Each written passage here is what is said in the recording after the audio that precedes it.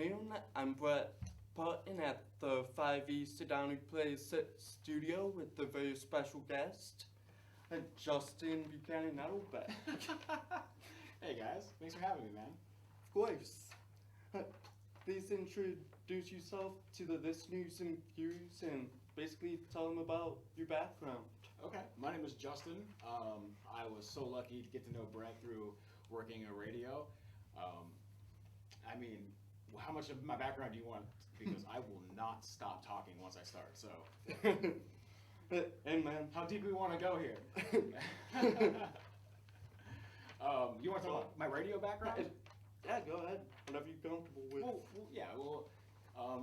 Radio is one of those things that it's much like life, where it's a journey. So the journey started a long time ago. The journey brought me to the Midwest, and luckily brought me to Chicago, where I got to meet Brett and got to do some awesome radio and have a really good time here. That's great. I try to sum it up, dude. We'll be here for hours. I know, I'm sure a lot of planning goes into the No Please podcast. How do you organize the content? Oh, okay. So my new show, I was part of a really awesome experience for a little over 4 years, where I got to work side by side with some of the greatest Chicago talents ever, and work for an iconic radio station. But when one door closes, they say another door opens, but doors don't always open for me. So I had to climb through that window, and no windows were open. All the windows were locked, so I had to grab a rock and I had to throw it. And luckily, I found a little window and I climbed through it, and that's where we started this brand new show called the No Please podcast. The podcast world is a scary world. It's a much different world than the radio world, right? Yeah. The cool thing about it is there's no rules, there's no restrictions, there's no time limit. It's phenomenal. I've noticed while listening to your podcast, you seem more excited to talk about, anything, 'cause it's your own show, and I obviously know you are happy doing your own programming for it. So could you please elaborate on that? Of course. I'm so happy you see the excitement in it and you see the joy. To be honest, it's not always joy.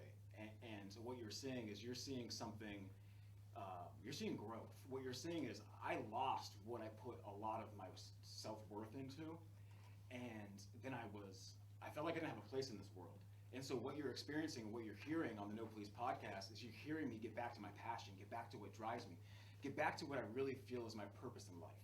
And my purpose in life is to distract people from the BS that is life and make them laugh, and then also share some of the experiences that I've lived through. And maybe it's the mental health stuff, or maybe it's my mom dying young and having to raise my little sister. Maybe it's my divorce. These are all really tough things that I've lived through, right?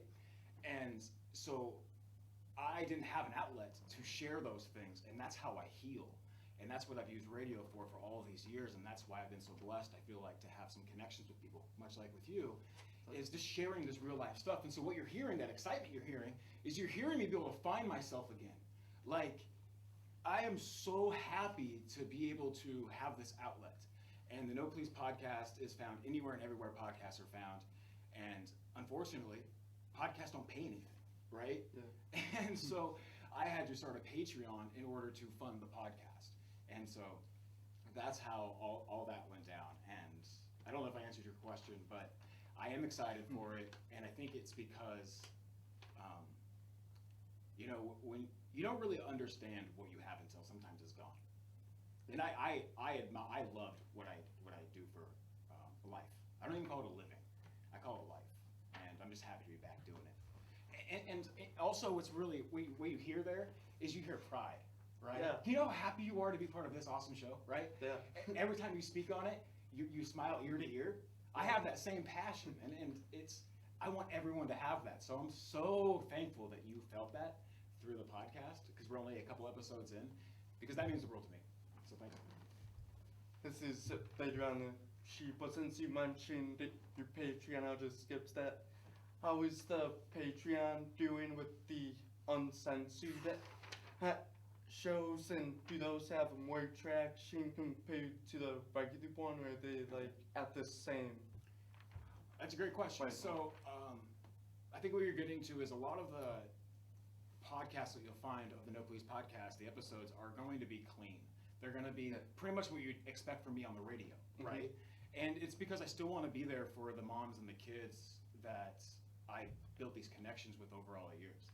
I didn't want to just one day not be on FM radio station here in Chicago for whatever reason, and then lose those connections. And so I kept those connections by putting a clean podcast on Apple and Spotify and all those, right?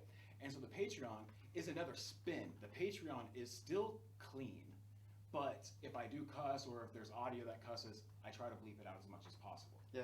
Okay, so there's not a ton of stuff there. The traction on the Patreon is, I am so blessed. I am so thankful. God is good. I mean, I don't know what else to say. I don't know what else to say. It's so extremely rewarding, I would say, to go through everything I've went through in the last couple months, and then to have all the support on the Patreon, and then to be invited here by you. It's phenomenal.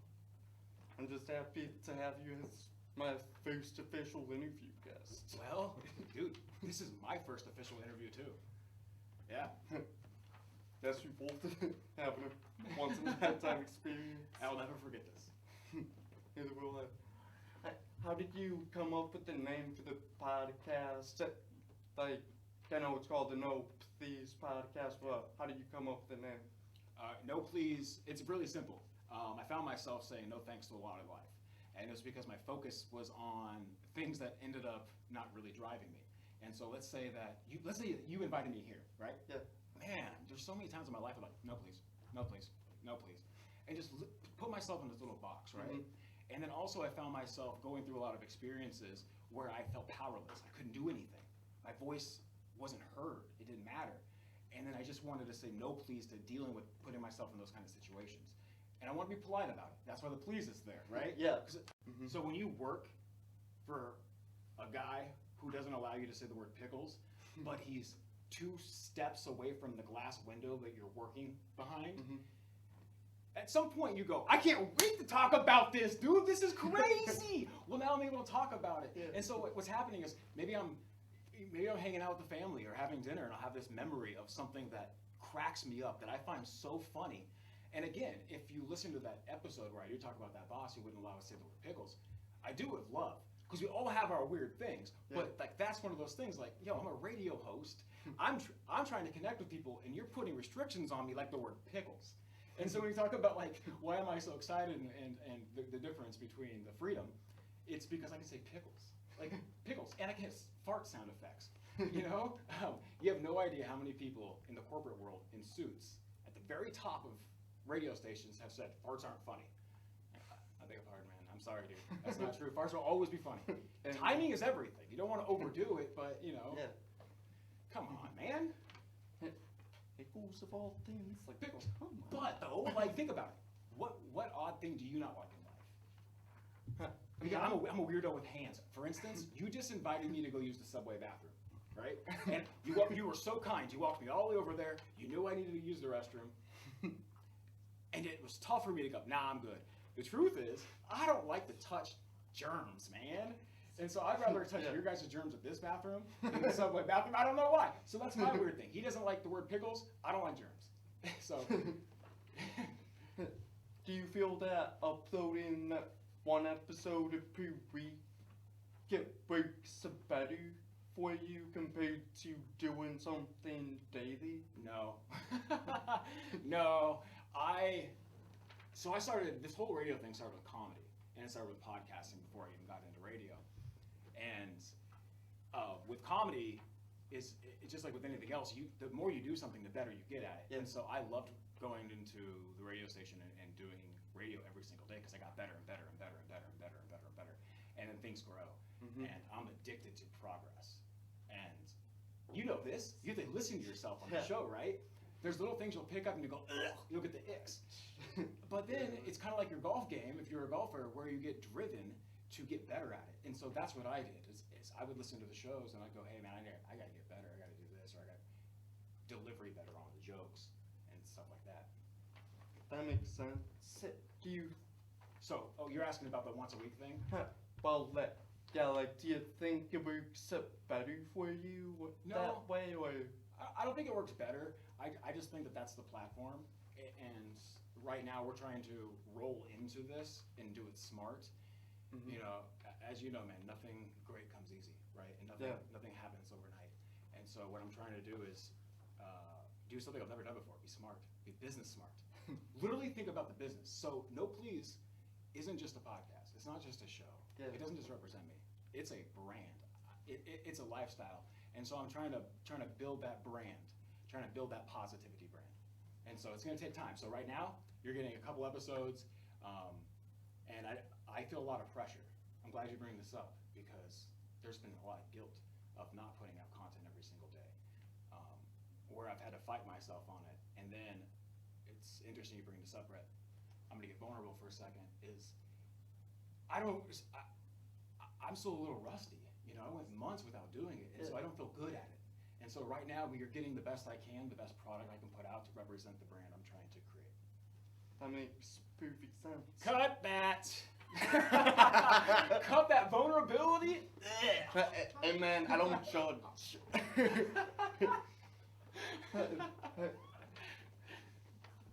Do you think if the podcast will stay within the 30-minute time frame, or do you think if you give yourself a bigger time frame, like an hour, depending on the reviews, of course? Okay, let's start with the end of that. The reviews mean nothing, right? What means something is, do I believe in it? Do I love it? Am I working hard for this? Because here's the thing, those reviews, those aren't real, right? So some people are gonna like it, some people are not gonna like it. But the idea is to get rid of those that don't like it and attract those that do, right? I'm not trying to, I understand, I don't like everything, and I'm not expecting everyone to like my stuff. And so right now what I'm doing is I'm putting out the product that I believe in. And so the reviews have nothing to do with it. It's do I believe in it? How do I feel about it? Does this represent how I'm feeling today? Because the one thing you'll realize about the No Please podcast is it's much like my personality on the radio show, where I'm growing, right? And then I want to share that growth, and I want to share my steps backwards. And the whole hope is to get a community of people that we could, much like the crew members page, you know? So I'm trying to do that same thing, just on a different level here. So yes, when the time is right. There's no reason to put out an hour's worth of content if it's not good, if it doesn't connect, if it doesn't fit what I'm trying to put out, right? Yeah. And so what you're getting is what I believe in. And I got that. That is not mine. I try to give credit where credit's due. That all came from a comedian named Andrew Schultz. And if you watch that guy, so the comedy specials used to always be an hour. He was the first one to do half an hour. You know, why'd you? Because half an hour the best. I mean, yeah, the hour was fine. But if I cut the fat and I only give you the best of the best of the best, that's what I want. And like when you would talk about like political stuff, like you'd have a comedic spin on it. Yeah. And I liked that because it's like most of the time, like when I talk about that stuff with people, I notice it gets heated, and I'm like, oh my gosh. Well, man, thank you for noticing that. With the like the spin that you did on that stuff, like you made it fun. Like you didn't talk about like the most mundane stuff, like this guy's wearing a brown tie. Like, Yeah. Doesn't matter. Yeah, thank you for saying that. And that takes a lot of effort. That takes time. And I appreciate you noticing that, because sometimes when you put a lot of work into something, you don't feel like it ever gets noticed or recognized, even though you're like, damn it, man, it took a lot to do that. So I made a rule, because the world was moving in such a political way. You know, however you feel about that, I didn't want that to be part of the radio show. And so when we talked about the president, we said the president. We didn't say the names. Yeah. And I stuck by that, because believe it or not, if you say the word Biden or you say the word Trump, it triggers people immediately for whatever their personal reasons are. I'm not here to judge that, whatever. But I kind of thought to myself, okay, let's talk about this stuff. Let's be smart. Let's not offend people. Let's not have them flip the station immediately when they hear one word, right? Yeah. So let's say the president, and then let's talk about the funny things that happen. So when Biden fell off the bike, I'm sorry, it's funny. Okay, it's funny. It's funny. I'm gonna fall off the bike at some age, at some point too. So when Trump freaks out, it was funny, and so I'm glad that you saw that, because we were never trying to make people angry, trying trying to have people see the humor in it. Like, dude, this president is a human, and this is fun. Yeah. He fell off a bike. Like, again, I noticed, well, like, on this show, like, you were always, like, the person that was reacting to stuff, but you had, like, a funny spin on it. You didn't go, like, well, this is appalling, like, whatever big English word you wanted to use, but, Yeah. like, you had fun with it. Like, thus, like, you were relatable.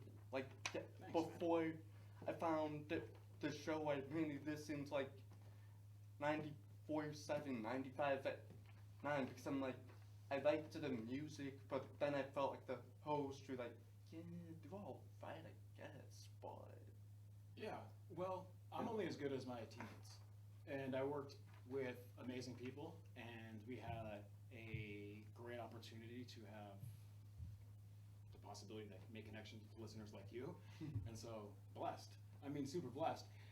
Much like, you know, Curtis behind the camera here, it takes a team to make things happen and make things work. You don't always get to see it, and thank you for saying that.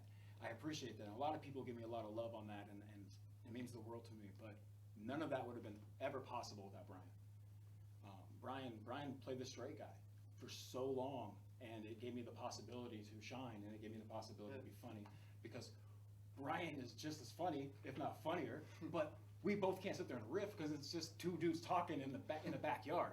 It's not a professional radio show. So he was the straight guy, and he played a role, right? And then he let me kind of wild out. Although sometimes I went a little too wild, but that's the most fun. That's the most fun I ever had. Then when I met, like, you said how the It's Always Sunny podcast was like a big inspiration. Yes. To you, like, I actually started checking that out pretty recently, and I'm like, I can see, like, the bits from there and, like, which ones Dude, you went with. yes. It's because when they created that show, what they were trying to do on the Always Sunny in Philadelphia show is they were trying to make a show about the 4 worst people in the world. Now, they're not the worst people in the world, but what they got to do is they got to write and create characters, and the audience understood that even though their jokes were messed up sometimes, that they were joking, right? And I love that because I have a sick, twisted sense of humor sometimes. But I want the audience to always know that I'm joking or I'm going for a joke. And I loved the way that they built their comedy show around that. It's brilliant. It's absolutely brilliant. So everybody buys in. Everyone knows when Charlie's doing weird things. You know, he's trying to get pregnant to eat his own baby or something. Whatever's happening, it's all a joke.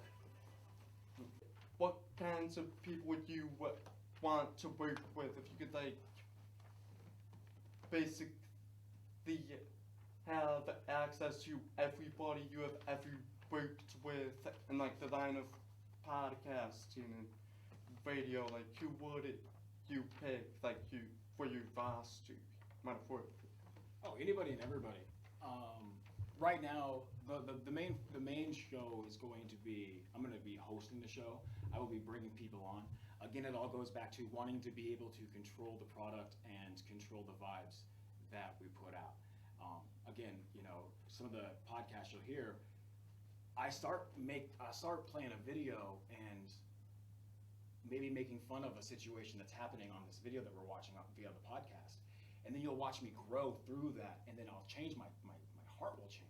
I'll go, man, this senator got caught smoking crack or whatever the scenario is. Right? It made you laugh, right? I giggled. And then as I'm going through the news story, I will grow as a human being to go, wow, this is a guy who's a baby just like us. And then you start to, like, see different things. And I want to make sure I get to keep that strong. And so if I find a co-host that fits that I can have with me every single time we do a podcast, perfect. Right now, I have to be very picky on that kind of stuff. But we're bringing in guests. I have a guest that has canceled a couple times, but we're going to get this person on. It is a female. You've heard her drops on the radio show for years. No one's known where she went. She's known as the Not Today lady. So I'm really excited. She's going to join us. Yeah, and on the Patreon, I'm doing weird things, man. I didn't always have that outlook on things. And I realized that I was having a negative effect on myself and others. And I didn't want to do that. I wanted to be better at that. and radio was my outlet to be better and to make those connections. And so thank you for saying that, because a couple of years ago, I had to make a change and stop being so negative and being so down on things and see the fun in it and the good in it.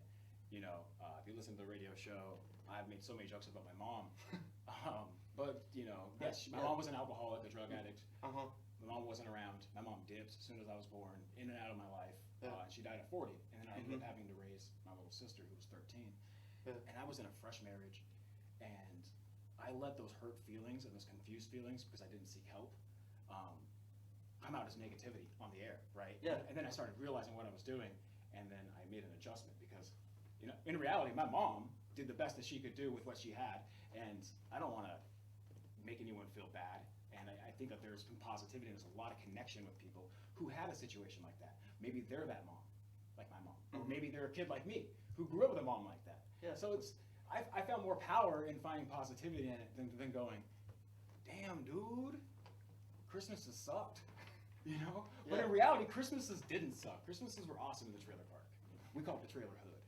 I think the beautiful thing about the podcast world is no matter the size of the podcast, you can always do it yourself. You have full control, and that's super cool. You know, the goal isn't to be Joe Rogan. The goal is to do what Joe Rogan does. And what Joe Rogan does is he brings in people that he is interested in, and that he has a message that he wants to push forth, and that I feel like Joe Rogan's pretty fair on both sides of this, like the story sometimes. Yeah. Of course, not everyone's perfect, but I like the freedom that Joe Rogan has. And I like the access to guests that he has. And so right now the goal is to just build a community, just like we did with the crew members page. Yeah. And I'd like to talk about the crew members page before we leave. If we could. Yeah. Because the same thing we did with the crew members page as a family is the same thing I'm trying to do with the No Please podcast. So if there's 15 people, let's hug tight. If there's 15,000 people, let's hug tight. It doesn't matter, because the more people, the better, because then our community can grow, and then we can help one another out. We can network better. Yeah. But you could do the same with 15. I'd rather have 15 people who want to be there and feel it than 1,500 people that are there just for the buzz of something. Care if can I jump into something real quick? Yeah, of course. Go ahead. Because there's a lot of people that jumped into the buzz of the podcast, and I've never shared this. I wanted to give you this opportunity. Because I've done a couple podcasts, and I've talked about this, but I edited it out because I thought, let's do it here with you. When I had my departure with the radio station, only one side of the story was ever shared. Still have not shared my side of the story. And hopefully a lot of viewers and old listeners to the radio show see that and go, well, that's unlike him. He's very vocal. He's very transparent. He's not sharing something that happened to him that's odd. You know, there's got to be a reason, right? Yeah. I mean, maybe I can't be the one to share the reason, but it really sucks that one side of the story has been shared and then the truth, my truth, has not. And with that, I feel silenced, and I feel like powerless, right? Because there's this narrative out there about my departure that I don't find true, and I know that the truth will come out. But it's hard sometimes when people are saying things that are not correct or things that are hurtful. And then you have to stay silent. And again, like I said 25 minutes ago about being smart for the first time, it's smart to do things the right way, do things that you're being advised on how to do it. I want to talk about the crew members page real quick if we can. Yeah, of course. If you don't know, the crew members page is a Facebook group page that was created for morning show fans for my old radio show. And I think you were one of the first ones there, right? Yeah. And so what I wanted to do was create a community of people who were like-minded and like the same things, and that could become friends and support one another. And dude, one person turned into 5 people, turned into 10 people, turned into Brett, turned into Brett's friends, turned into Brett's family, turned into thousands of people overnight, and I had nothing to do with any of it. It was the most beautiful thing I have ever been a part of, and I'm going to share something that I've never shared before. All that was illegal. All that was not supposed to happen. The things that people really appreciated me about the radio, my position at the radio station, listener-wise, I thank you so much for supporting my chaotic actions. But I knew that this was the right thing to do, and the radio station was like, do not do anything like that. We don't want any other pages that aren't the main page, because you're taking away from the main page. Mothership is what they call it. Makes perfect sense, dude. That makes perfect sense. But that's not where my heart was. My heart was I want to connect people with, like Brett, with Steph and George and all the other awesome people, right? Yeah. And so I did it. I was kind of quiet about it. But then you suckers blew that page up to thousands. Next thing I know, I'm in meetings, and I thought I told you no. And I'm like, pickles. No. And then I had to go, yeah. But look what we're doing. Look what we've done. Look at the community that's being built. Don't care. I thought I told you. Delete it. All right, I will. 6 months later. I thought I told you to delete it. Oh, I forgot. My bad, dog. My bad. That's on me. At that point, it's at like 3,000 people. I'm like, I'm not getting rid of this community. And then it got bigger. And then they had a meeting with us, and they go, okay, now it's too big to get rid of. Shame on you. You should have never done this. I told you no. But now you got to get rid of the moderators. So when I started it, I didn't want to control it. Yeah. I wanted nothing to do with it. I wanted you guys to control it, the audience, the listeners. I wanted to be a part of it. I didn't want to control it. I was in control of enough. I just wanted to be a part of this family, a part of this group. And so I made a couple people moderators, George and Steph, right? Yeah. And the idea was to make everyone moderators throughout time. Maybe you guys would elect moderators, whatever. I don't have control. I didn't want control. I wanted you guys to do it. And then we had a big meeting about, well, people who don't work for the radio station can't moderate something with the radio station's name on it. Take them off the moderation. I can't take them off the moderation. You do that. That's me. They've been here since day one, right? Yeah. So I didn't do it. Then we had another meeting. Thought I told you to do that. I fought. Didn't do it. Still didn't do it. Yeah. Got in trouble. Finally, had a meeting, and they were like, hey, please. We need full control. If our brand is on something, employees must be the ones who run it. Understand it. I respect that. Sorry I was so disrespectful. And I didn't take them off moderation. And then finally, I had to. Absolutely had to. I've been in enough trouble, and so I had to take Steph and George off of moderators. Now, what I shared online, I took all the hit for it, right? Like, I share, like, hey guys, I gotta take the moderations off. George is super upset. It hurt my feelings. I didn't talk to him on the phone. And then I was never able to explain what truly happened. Because when you work for the people who do these things that make you make these decisions, right? Mm-hmm. You can't say, it was them, snitching. You can't do that. You can't because they get you in more trouble. And so now that I'm not there, I can go, it wasn't me, dog. It wasn't me. I wanted nothing to do with it. And I'm so happy that we're talking about this because, being one of the pioneers of the crew members page, and it is one of the greatest things I've ever been a part of. When I had my departure, which I don't even know what I'm allowed to say about that. Let's just say I didn't, I don't know if I can say that.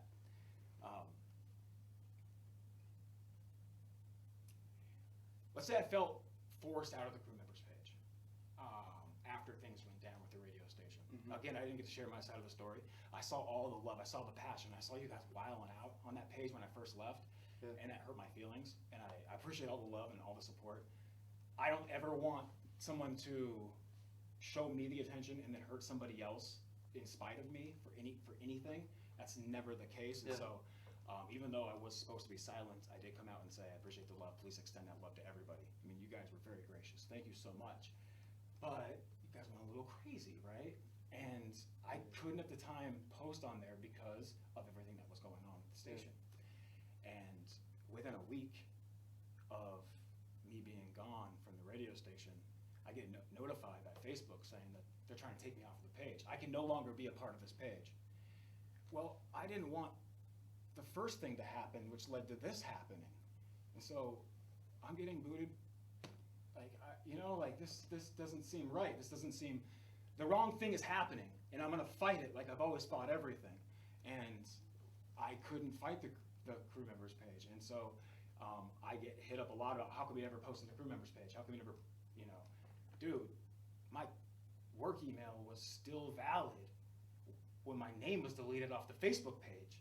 Like, I got notified. How do you think that made me feel? I created that. Like, that hurt my heart. That hurt my soul. That I took it so personal. I took it so personal that I hid the Q101 group from my timeline, because here I am trying to heal, and I'm just being reminded about, like, you don't fit in here. Like, whoa, what do you mean I don't fit in here? I created this so we all fit in. And I took it so personal. And then I realized, no, dude, that wasn't even about you.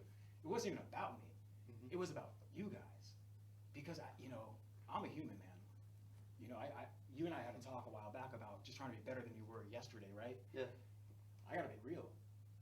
I was hurt, and I wanted to hurt back. Hurt people. Yeah. And here I was up against the wall, getting hit back, and not be able. My hands are tied behind my back. I'm not able to do anything. How is this fair? Well, I wanted to start headbutting. I got this big ass head, so I'm out here giving CTE, trying to get back. So I felt voiceless. I felt like I just didn't have a place anymore. And so here I was trying to create something for everybody and myself, and then now I didn't have a place. Didn't have a place at the radio station. Didn't have a place with these people that I made all these connections with throughout the years via the radio station. The people who I worked with every single day, my best friends, I no longer have contact with them, and it's not on my behalf. You know what I mean? And again, I'm out here by myself on this little island, just like hurt about it all.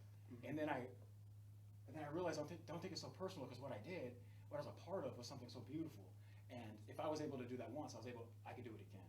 And this time I can control it. This time I can make moderators. This time I can make it about what I truly wanted to make it. So instead of having my heart hurt, instead of wanting to hurt people back because I was hurt, I wanted to hit that delete button on that page. Bro, what? I can't be a part of something? My name was deleted? I still work there. I'm deleted? Yo, and if you notice, my name wasn't even first on that list. Doggy. Why are we doing one another like this? What are we doing? Because I brought y'all on. You guys weren't peeping game. I brought you all onto the game. And then I'm the first one kicked out of the game. It's like, I took it personal. And I had to grow, though. So throughout the last couple months, I grew, and I realized, dude, that was so selfish of me to even take that personal. But I needed to take it personal to get to the growth part. Yeah. And I still don't feel welcome there.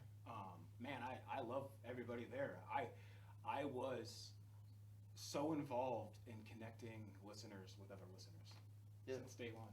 And now I'm not involved in it, and it just feels, I feel like a nomad. And so I feel like I was forced to start something new. And I was hurt, and out of hurt comes growth. And now I'm good. I never took anything personal from anybody. It was just the whole thing of not being able to be there anymore. I mean, dude, you know what it's like to be able to have them as your support group. It's phenomenal. It's awesome to have a family. I went to 9 different schools. I had like 12 different stepmoms. I lived with every family member. So family means everything to me. And sometimes family aren't the people you grew up with. They're not blood. And so, that sucked, dog. That sucked. But we're on the flip side of things, and I'm happy to be here. I remember when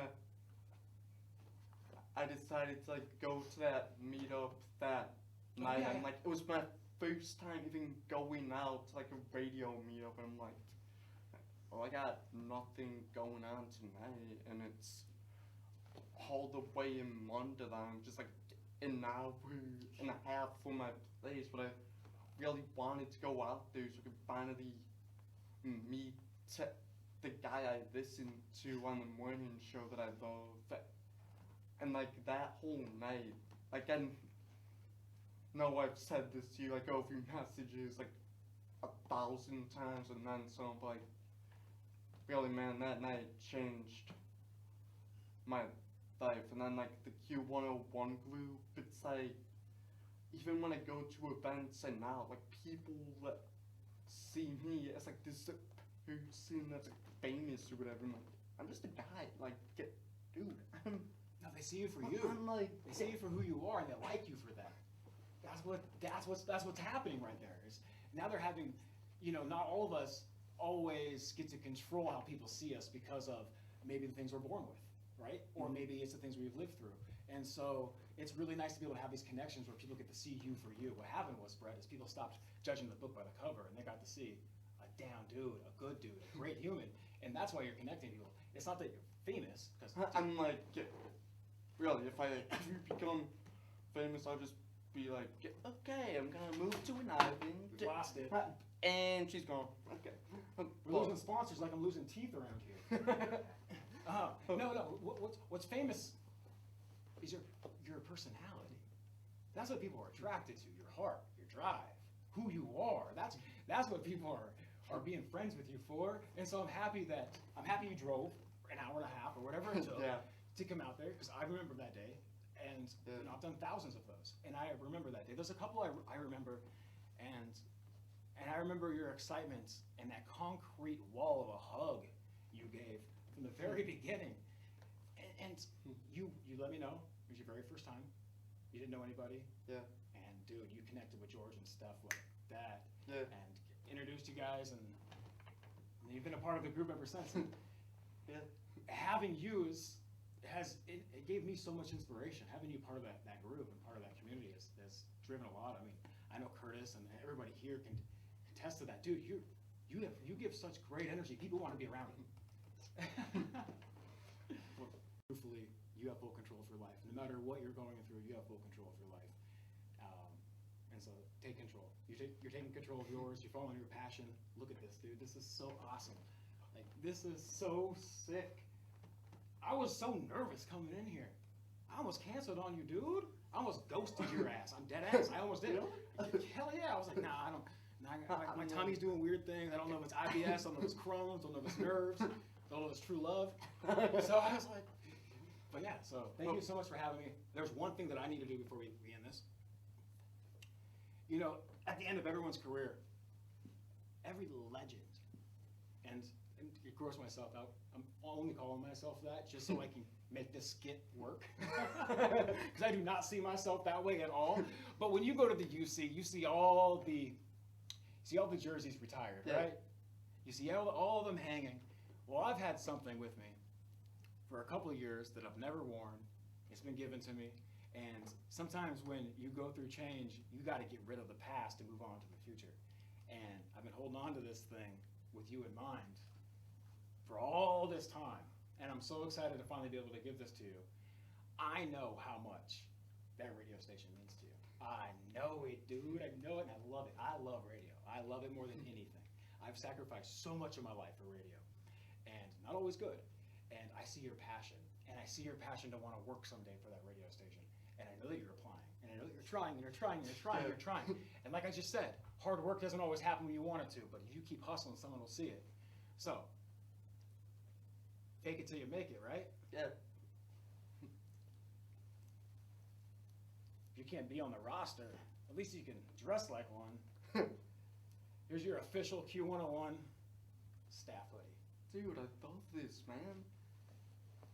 Dude, when they say, where'd you get that? You tell them Justin gave that to me. I love you, buddy. I've never sweated in that. Never wore it. People think you're me already at events, so you might as well dress like me. That night I was out to dinner with my parents and my sister who first weekend home from Iowa, right? And I get a text in the group chat we have on Messenger, and he's like, dude, people are looking for you. I'm like, I'm having dinner with my family. What's going on? And they're like, Justin said you don't want this smoke. And I'm like, buddy, what's going on? And he said, people are looking for you. And I'm like, people are looking for somebody that's gonna graduate from Wabansi Community College in a couple months. Okay, what's up? Like, yeah, but because you're making connections, man.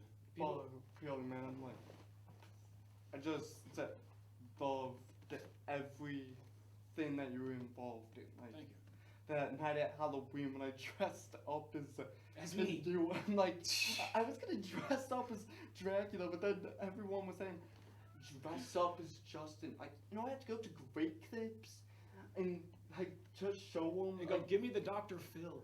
And just show them like that picture of you, like your hair's like what we feel. I'm like, you just make my hair look like this guy.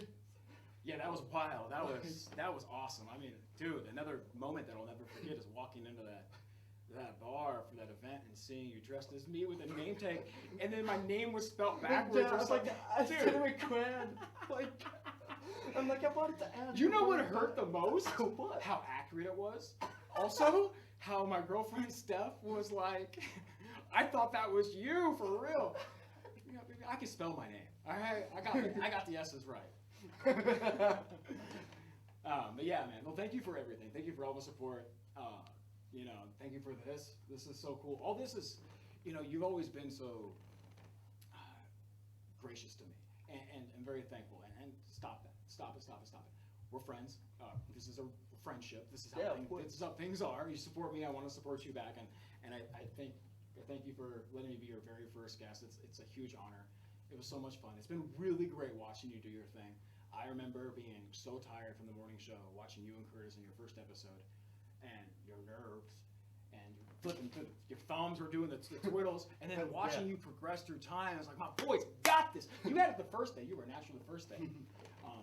But it was really cool to watch you grow and to watch you take chances, because in life sometimes we get really comfortable, and then we get stay in these little boxes. And you know, that's where the No Please podcast really came from. I was living in this box where I wasn't experiencing much, and I was giving everything I had to others, but not giving back to myself, and then I ran empty. And I love that you're chasing your passions. That's what's going to drive you in life. You're always going to be successful if you're doing what makes you happy. Money means nothing. People that surround you and doing what you love is absolutely everything. So I'm happy that you're here with Curtis. You're with amazing people. This is really cool. You gotta have me back. I want to be your 100th. Definitely, man. Number 1, 100 to 1,000. How about that? Man, okay, sure. Okay. Well, I just want to say thank you for your time, and thank you for just being one of the most genuine people that I've ever met. Like, I know this told me to stop being gracious, but it'll take some work. But really, man, it was awesome having you in here and finally getting this interview scheduled and done. So hopefully we can do more of this stuff. Yes, please. Thank you for having me. Yeah, of course.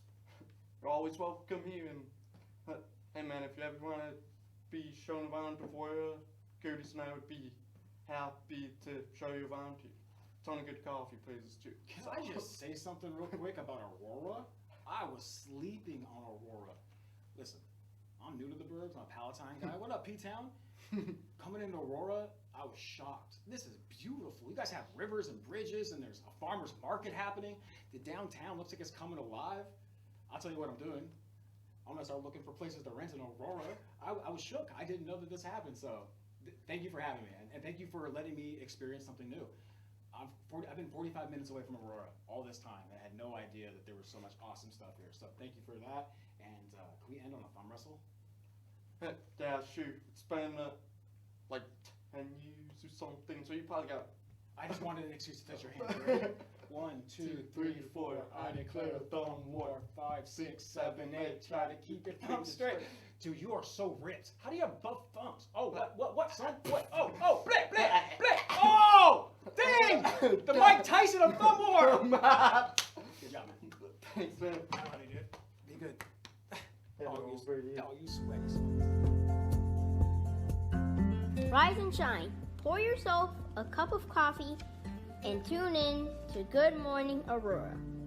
News, weather, and really cool interviews. Monday through Friday from 8 to 9 a.m.